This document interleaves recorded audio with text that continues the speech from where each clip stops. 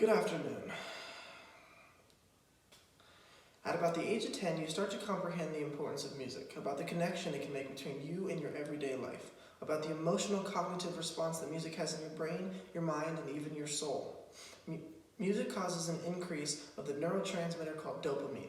Dopamine is the brain's motivational molecule and is an integral part of the pleasure reward system. It's the same brain chemical response for the feel-good states such as eating chocolate or a runner's high. As a matter of fact, music has an influence on 10 different parts of the brain, the first being your corpus callosum, which allows music to connect to both sides of the brain.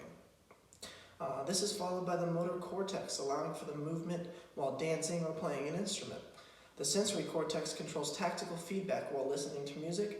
And I'm not going to go into all the extremes about all different 10 parts, but all parts play an influential role in music listening. Nowadays, people have developed hatred for the best genre of music. Too many times have I scrolled through social media seeing the words, "How could you like country music?" or "Country music is the worst type of music." It's a disappointing feeling being an avid listener of country music.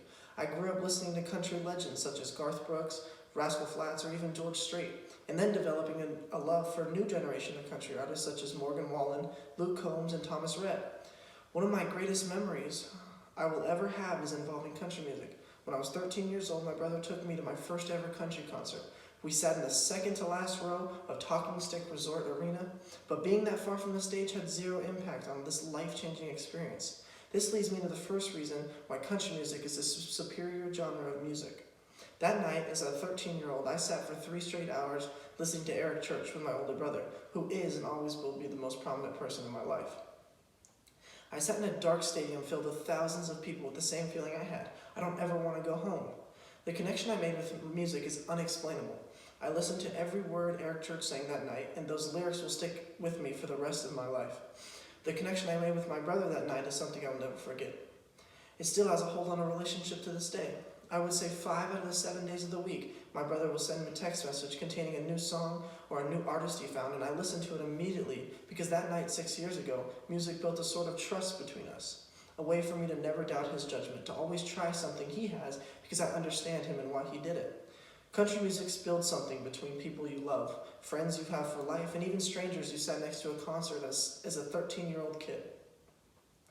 Bringing me to my next point is the lyrics of the country music. When you listen to other genres of music, you don't tend to listen to the lyrics as much. And don't get me wrong, I love rap, I love hip-hop, R&B, music I can vibe to, and even occasionally some old-school rock and roll.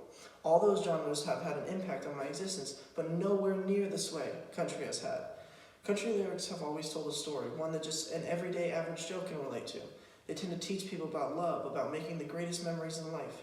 One of my favorite songs growing up was Check Yes or No by George Strait, where he talks about meeting his future wife in 3rd grade and how their innocent love hasn't changed since then. In the song, he sings, "Emmy Lou got caught passing me a note, but before the teacher took it, she read what it wrote. It said, 'Do you love me? Do you want to be my friend? And if you do, well then don't be afraid to take me by the hand. If you want to, I think this is how love goes. Check yes or no.'" These lyrics are so innocent and pure, it actually influenced me into asking a girl in 6th grade to be my girlfriend, and she said yes. Though we aren't together today, we're still in touch, and I have a feeling I'll be writing her the same note again one day. When talking about country music, you can never leave out the fact that it is America's music. Many times, music has been written to honor all of these amazing aspects of living in this country, whether it's freedom, patriotism, or honoring our troops. And we can never leave out all the country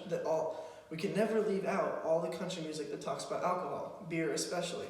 Beer has a special place in Beer has a special place in Americans' hearts and is related to some of the greatest memories people make.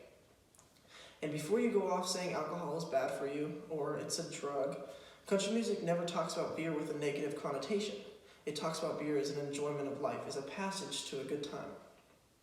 I could also never leave out the impact women have had on the world of country music. Women country artists are seen as these powerful role models and sing about being true to themselves and fighting for what they believe in. Even male country artists have become huge role models for the next generation. So ask yourself, can you really hate country music? Can you really turn down the music that bonds people together, tells the stories of love and memory? Can you reject music of good times? I was 13 years old and fell in love with it.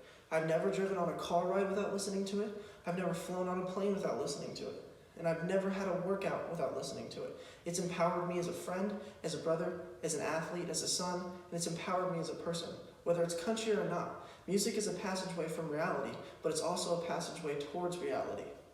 It's all a person can ask for. Take a second, listen to a country song, one that you can relate to, and tell me it hasn't made you feel good. If I'm going to be 100% honest with you, you probably can't. It's not just about boots and trucks, it's about the music.